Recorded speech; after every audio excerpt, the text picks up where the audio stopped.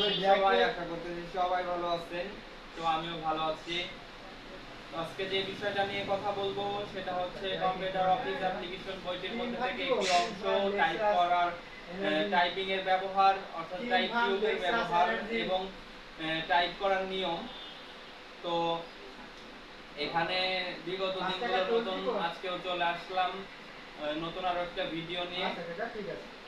এই বইটি থেকে অনেক কিছু আমি পড়েছি, প্লাস অনেক ধরনের জ্ঞান অর্জন করেছি, যেটা হয়তো হাতে কলমে শিখতে গেলে আপনাদের একটু কষ্ট হয়ে যাবে যদিও। তবে এই বইটি পড়ার মাধ্যমে কিন্তু আপনারা সুন্দরভাবে, যদি কম্পিউটার সম্পর্কে কিছু ধরনের জ্ঞান থাকে আপনাদের, তাহলে এই বইটি পড়ে কিন্তু আপনারা এই জ্ঞানটা আরো বাড়াতে পারবেন।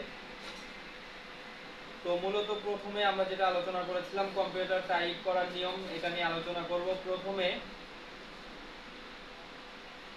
এমএস ওয়ার্ড ডকুমেন্টের অবস্থান করুন। এবার কিবোর্ডের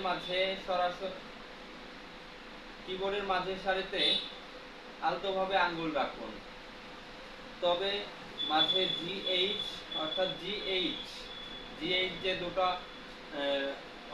অক্ষর রয়েছে, এই জিএইচ দুইটি অক্ষরের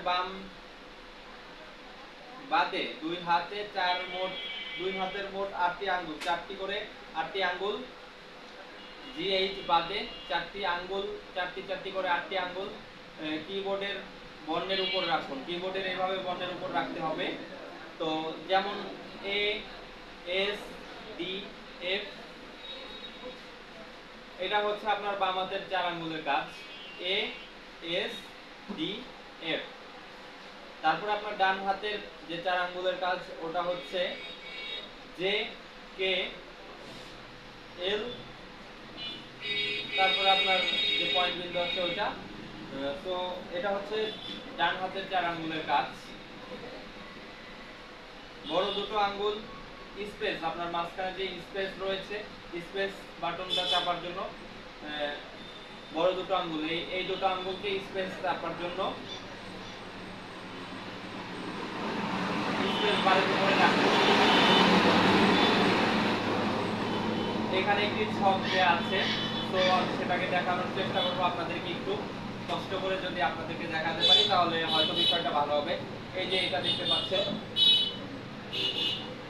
ভালোভাবে দেখার চেষ্টা করুন।